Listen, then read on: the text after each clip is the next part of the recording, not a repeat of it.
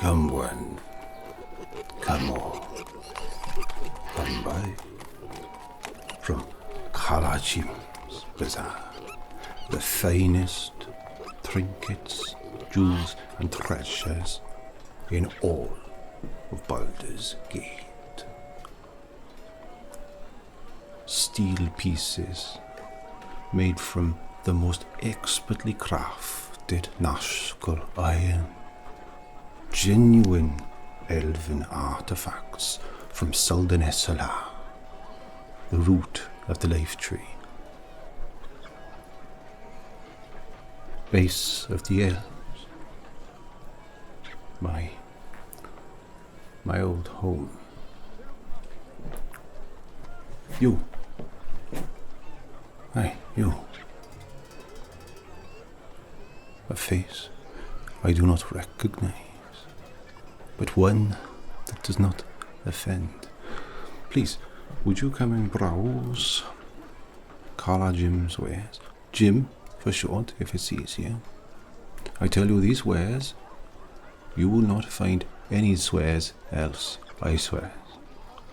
Yeah? Yes. Good, I like you. Now,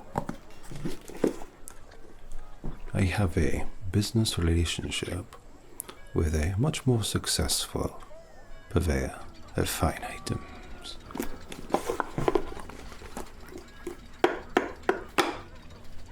A box.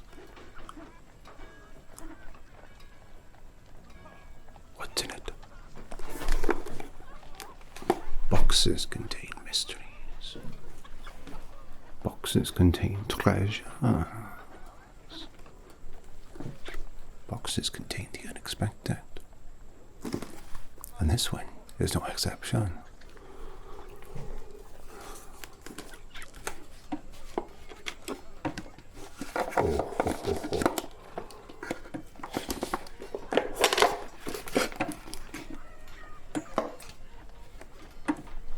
My friends at Gothic have outdone themselves. This is their most recent shipment to me. Look at the craftsmanship on these rings, pendants, and what's this? No, it cannot be so. That's our secret promotional code. 20% off with the passcode Jim20. Jim, that's me. 20%. JIM20. Jim20 for 20% off their entire range. And you know what as well? I know for a fact that Gothic Jewellery, they're holding a summer sale at the moment. Hey, imagine what you could save. Imagine what treasures you could leave with. Oh.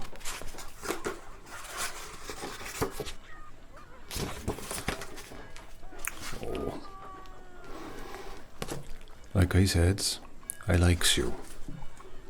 And if you likes these, then here, you take the promotion, 20% off with Jim20. That's the code. Oh, you need to visit their site of business, Gothic Jewellery.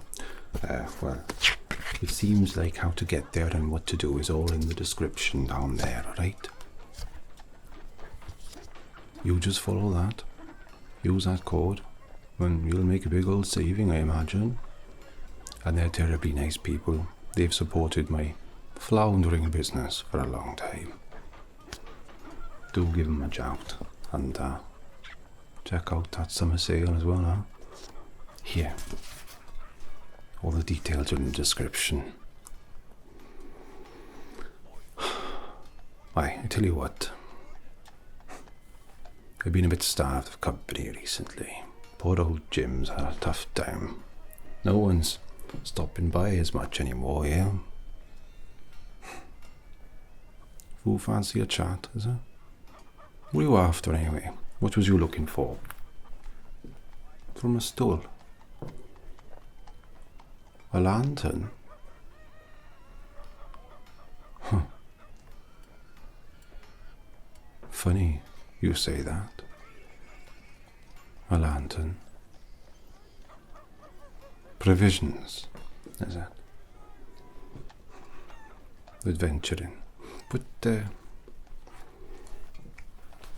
you're new here, aren't you? I haven't seen you before. Is this your first time in Baldur's Gate? The jewel of the Sword Coast. Dull, though it has become. You know, it's a fine place to make a name for yourself and be remembered throughout the Western Heartlands, but then again, it's also a fine place to die young and be entirely forgotten about.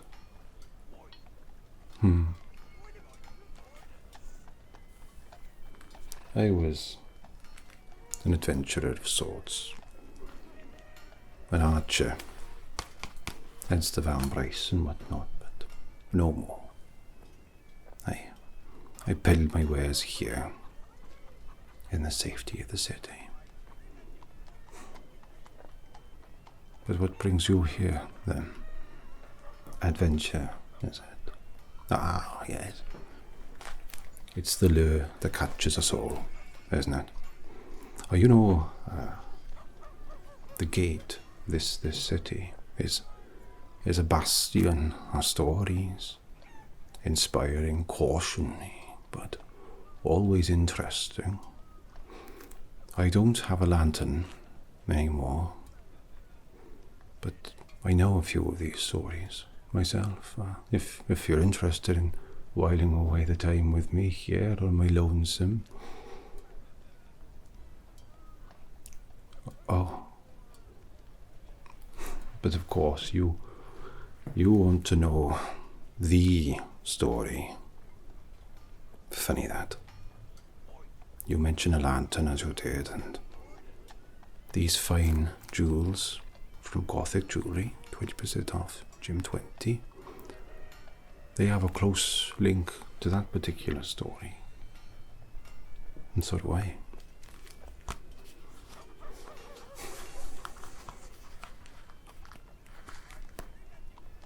Very much so. Very well. The story. It's a long story. And stories have the propensity to change, depending on who tells them or why they're told and who to. But I'll tell you now, I was there for some of it, so I remember. But yes, the tale of the child of Baal, the god of murder, and the chaos it sowed. The tale of an adventurer who would become a hero, much like yourself, mayhap. But most of all, is the tale of this city, Baldur's Gate. I've always thought, really, that this city, as it is the main character, is the whole reason we are here. But the story, it didn't actually start here. It started long ago in Candlekeep. You heard of it? It's near here. Aye, a fortress of knowledge of sorts, but that doesn't matter either, because it began before it even started. A sage predicted the death of Baal, god of murder, and his kin. But then it had commenced before it even began, because Baal had made progeny, you see. Lots of children all over, because he knew he was going to die, see. And he knew that if he had loads of Kiddlywinks, he could resurrect himself. It was guaranteed immortality to break the prophecy that the sage had predicted, you see. But that should not matter to you right now, as it did not matter to them. The adventurer, that is, our hero. No, there were circumstances around everything else, you see, because there was an iron shortage from Nashkel or Rod. Well, so there was a price hike in the jewellery, and weapons, of course. But there won't be a price hike if you go to Gothic Jewellery and use Gym 20, 20% off. There was a price hike in iron, and it was messing up the economy, you see, because there were bandits everywhere. Iron had become more valuable than gold or jewels. Can you imagine? So the criminals come in, like, and they're trying to get it all for themselves to sell and what have you. And that meant that there were flaming fist mercenaries everywhere. You met them? Well, they're mercenaries, but they style themselves as a sort of police force, I suppose, keeping the peace and whatnot. A guard. Now, what was happening was that this iron shortage was being blamed on Arm, an old enemy of this area. And it meant that peace in the region was fragile, to say the least. But that should not matter to you either, for it did not matter to them. This is the tale of Baldur's Gate, but it is the story of a hero. And to be a hero, you require strength, constitution, dexterity, wisdom, and intelligence. Maybe some charisma too, like me, right? Ah. And this hero, young though they were, had it in droves. You see, this young adventurer was stuck in Candlekeep, that glorified library castle. Near here, as I said. They were ward to Gorion, who was a sage and a harper, say. A harper. No, not a harpy, a harper. They are an order who, I believe, attempt to bring balance to nature and civilization so that you can exist together at the same time in a positive way. Anyway, so this was the ward of our young hero, who was not a hero yet, really, a youngster. Now the youngster were friends with Emoin, long time friends, and she was a bit of a rogue, you see, a thief and a friend. She cared not, and she made that quite clear over and over again. But what am I talking about? So they're having a lush old time, just relaxing in Candlekeep, but you get that wanderlust, don't you? You want to go on adventure. But Gorion would never let our hero leave. Just study and train, all that boring stuff no one wants to do. Emoin felt similarly, I imagine. But then one day, one sad day, Gorion, who was a hero in his own right, was murdered by a stranger, wearing baffling, strange armor. So, where does that leave our adventure? No ward, no reason to stay in Candlekeep, and their father has been killed. What do? They answer the call of adventure.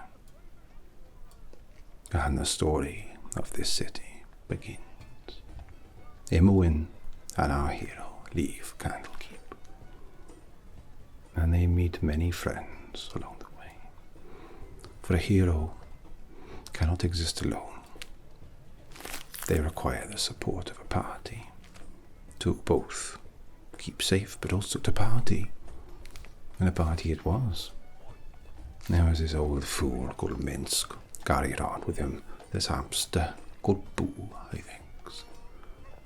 And Jahira, who was nature's servant, she made that quite clear, her awkward but lovable husband, Khalid. I believe they were both harpers like Gorion, who would insist that they care. They care for his ward. What else was there? Oh, she comes later, but Sky Silvershield. Now she's quite important to the story. She was the only child of Grand Duke Intar Silvershield. Because, well, you see, but one of the dukes of Baldur's Gate. She was a noble by birth and a bit of a brat, I suppose, but she was lured to adventure, much like our hero, for her brother had been killed. We have to be careful why as we wake up in the morning, you know. If we're waking up for revenge, then should we wake up? But anyway, these people became friends, a party, a group, a gang, if you want. And they followed this trail of murder, mayhem to the Nashkel mine, where the iron had hiked in price because it was not being produced there anymore. Anyway, our hero and their friends, they fixed the problem, because it turns out it was being manufactured, this situation, you see. A group called the Iron Throne were destabilizing the iron there, making it rot to hike the prices so they could sell their iron that they were producing in an old dwarven mine, I think somewhere in Cloakwood. Well, it's not good, is it? The Iron Throne were a scurvy bunch. Criminals in all but name, legitimized with it. When you have a company called Iron Throne, doesn't necessarily sound like they're going to be good, does it? But anyway, Baldur's Gate is a mercantile city, so there were many guilds and such. And it was this group who was manufacturing this iron shortage, so they could charge more for their own. But anyway, our hero and the party, they makes their way all the way to Cloakwood, did I say? To the Dwarven Mines. And they discover, as they thwart this operation, that the murderer of Gorion is actually the head of the local Iron Throne and is plotting to become Grand Duke of Baldur's Gate through these machinations to force a war between the city and the old foe arm, killing thousands, potentially. Why, huh? Why would you want to do that? Make war to ascend as Baal, the god of murder.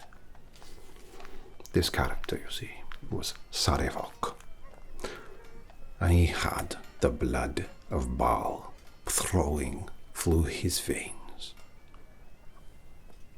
He was one of Baal's progeny, and what's more, and this is the kind of thing that happens on journeys like this, it turned out to be the adventurer's half-brother, which of course meant that they both had Baal's blood. Can you imagine? Hence why, protected by good iron and Candlekeep, seconded for all that time, kept away from all this corruption and such. So what was this child about to do, our hero? Regardless of apotheosis, personal ambition, or simple lust for power, it was clear that Saravok had to be stopped to protect Baldur's Gate, to ensure peace along the Sword Coast, and that's what happened. End of story, right? No. It's just beginning, and I haven't been in it yet. As all things start, they never end. Our hero had killed Saravok, lying dead-eye. This lowly adventurer had ascended in a manner, occupied then with the elimination of their half-brothers, loyalists. But this drew the attention of a singularly strange person, a mage of great power, who, it would have seemed on the surface, wanted to instruct our hero on how to harness the latent power of their blood that they had forsaken, the power of Baal, the god of murder. And this mysterious man taught them how to do this. Timely it was. Suspicious, one might say. For to the north of Baldur's Gate, not too far, marching distance, seemingly out of nowhere, a crusade was headed the way down the Sword Coast to the old Dragon Spear Castle. Non-stop, right? Saravok was indeed dead, but our hero's job wasn't done. No. The leader of this crusade was Kayla Argent. Now, she hailed from Waterdeep, I think, and was a descendant of angels. It can happen. Sometimes it only shows up a few generations down and whatnot. But she was a prophet, too. They called her the Shining Lady. She glowed. She was a sight to behold. This crusade was, on paper, led to combat against the 9 hells, the hellish planes, in order to free the trapped souls of the victims of the Second Dragon Spear War, which was a long time ago. A bizarre, holy mission. It was very confusing, very spurious. This march threatened the weakened state along the Sword Coast, especially the city here. Baldur's Gate didn't need a big army marching down that might just take over the whole region. So parties were raised. A coalition formed, you see. Contingents of the Flaming Fist, as well as other forces, including our brave adventurer, were sallied out by the Dukes of Baldur's Gate to halt or at least parley with the invading force. Now, all these dukes banded together. They got a lot of money, a lot of say. They run the city, you see, and the guilds. This coalition, they went on, and, well, our hero had the usual companions with them, as well as Sky Silvershield. You remember her. Now, she was the daughter of the Duke what combined all the forces together, and she snuck out with them even though she was forbade because she wanted to fight. Right, makes sense. So the coalition went on, and they went to drive Argent's crusade back, holding up in the castle Dragonspear, which was their target, of course. Now here, it was seen that Argent's lieutenant, a priest called Heffernan, was communicating with a mysterious figure. And after a successful defense against Argent's waning forces, the actual truth behind this crusade was revealed. You see, as a youth, Argent, the Shining Lady, had been tasked to watch over the Order of Asta's library, and while carrying out her duties, she simply could not resist, and she succumbed to the temptation to read aloud from the Tome of the Nine, and got herself locked in Balhifet's torture cage. In Avernus, that is, in the Nine Hells. Her uncle, Owen, made an offer to Balhifet and traded his own soul in turn for that of Kayla. Never forgive herself, you see. Often, Argos. But anyway, Argent had been convinced by her Lieutenant Heffernan, who was in fact a nefarious worshipper of Balhifet, to lead this crusade in order to free her uncle from the Nine Hells to march to Dragonspear Castle, because it was well known that there was a gate there to the pits of hell. However, her lieutenant's ambition was always to free his lord of hell, Balhifet. It was a trap, of course, and the priest wanted to use the blood of the Balspawn to open this portal, but to no avail. You see, now realizing her folly, the Shining Lady had dulled. Evanan opens the portal and sends our hero, the Shining Lady herself, and the party to the plains, where they, of course, eventually defeat Heffernan and Balhifet himself. And in order to seal the portal indefinitely, Argent, a hero, sacrificed herself, staying behind there forever.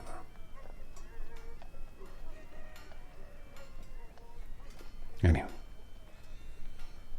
our hero and the party are returned yet again, and they are welcomed as such. The siege of Dragonspear is over, and Baldur's Gate is safe.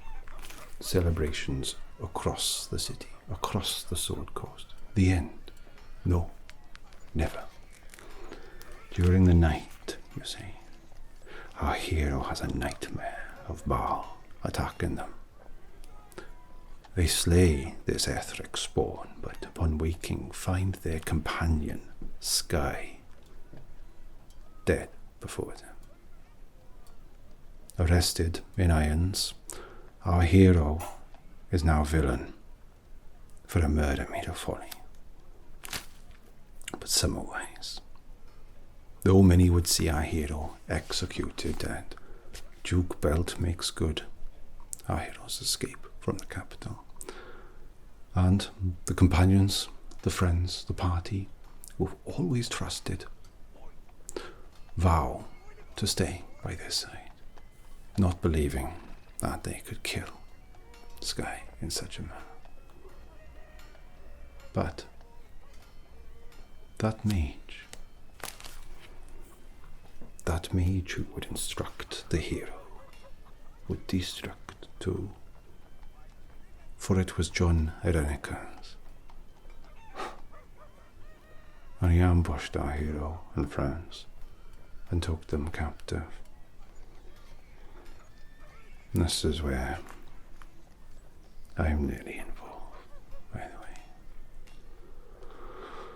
So, John Irenicus is doing experiments on the blood of Baal, you see, for what must have felt like an eternity, I imagine. And freedom, eventually. But freedom has a price. The blood price. While Irenicus was distracted with experiments, the hero's oldest friend, Imoen, who cares not, along with shadow thieves, free the hero and companions, but not without loss. Jahira's husband Khalid was tortured to death. Destroyed her mind completely. And many more too. Upon their escape, they eventually discovered that this lair is under Athkatla. Strange place. A very different city to Baldur's Gate. Fights ensue, and Irenicus is all-powerful, but it appears that Imoen, well, she is powerful too. However, cowled wizards appear, the peacekeeping force in that city, order if you will, and they punish this use of unsanctioned magic by basically, well, kidnapping Imoen and John Irenicus, friend and foe, together to Spellhold, which is a magical island prison around there. Not a nice place. In fact, so wretched that John Irenicus takes control very quickly and begins experimenting on our hero's friend, Imoen. But meanwhile, our hero was raised the funds necessary to travel to Spellhold under the guidance of Bodhi, a grim vampire and head of a guild. Or gangster, really. Here, that's they learn that's where their friend's been taken. But upon arrival there, absolute chaos. It was always Irenicus' ambition to bring the child of Baal here to Spellhold. Cogitated, conspired the whole time to do this. And it turns out that Imoen is a child of Baal too. Why, she was in Candlekeep with our hero. And that Irenicus has taken her soul and bequeathed it to Bodhi, the vampire, who it was revealed was the sister of Irenicus himself. And he casts the same ritual upon our hero and takes their soul. Bodhi escapes, claiming that Irenicus may yet be defeated and such, and our hero is discarded, but undergoes a change. Without a soul, they lose control, becoming a creature called the Slayer, a form of Baal, god of murder. They fight Bodhi and they kill her. But she's a vampire, so she simply escapes. To warn her brother, that is. Anyway, likewise, they eventually force Irenicus to retreat from Spellhold to the damned Underdark, the realm of Drow and such, and they follow him, eventually reaching the surface. There, they meet elves from the blessed city of Selden-Esala, home of the Tree of Life, you may have heard.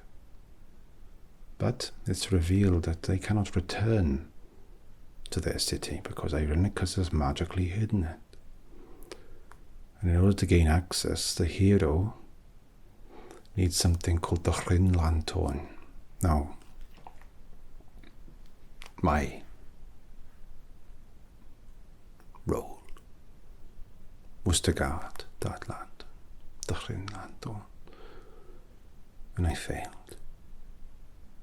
But more on that. Bodhi has the lantern at this point, and they kill her this time. Proper vampire hunter style, you know. And Imoen gets her soul back. So, it's alright, innit? And they use the Rin Lantern, which I was supposed to guard, to get back to Selden-Esala, and they discover that Irenicus is draining power from the life tree itself, dooming Selden-Esala, my home of my people. They fight Irenicus, of course, and defeat him, but with the soul of our hero being in the vessel of Irenicus, they are dragged to hell with the wizard. Here, of course, they bravely defeat him. But it's all fine again, I suppose, because the hero gets their soul back and they return to life, honoured by the elves. A hero is a hero again. How we remember them after that depends on who you ask. Irenicus was a hero to Sim, You see, in retrospect, it was revealed that Irenicus was once a powerful elven spellcaster who lived in Synaesthesia, loved by the elven queen, Olasime. But John's hunger for power and ambition led to his eventual downfall. He was assisted by his sister, although it's never been confirmed whether or not that was actually the case. He attempted to become a god, but ultimately failed. For his deed, both Bodhi and Irenicus were stripped of their connection to the elven race entirely and cast out of the elven city forever. Bodhi became a vampire. For John, they took his ears. He never forgot, never forgave. And I think part of him always still loved Olasime. So, lust for power. That was always what caused these events. After everything with Irenicus, our hero was tasked with hunting down the remaining Baldur spawn across the region who were causing problems to prevent war more than anything. Naturally, our hero succeeded, but then they were presented with a choice: to finally ascend to godhood, as their half-brother had tried all that time ago, as Irenicus had tried too, or stay mortal. God of murder, or return to life. Which would you choose? You see, like I said, I was the keeper of the Rin Lanthorn at Synaesthesia. When I failed, I was punished, though I kept my ears, thankfully. Without my home, I was lost, and so I pledged myself to the child of Baal, the Baal spawn. And my opinion of them is what it is, and my opinion on what happened to them is what it is too, because we all choose the stories we believe. And we choose how we make our own. But once they are written, our stories, rarely do they change. So, welcome to Baldur's Gate, adventurer. What will your story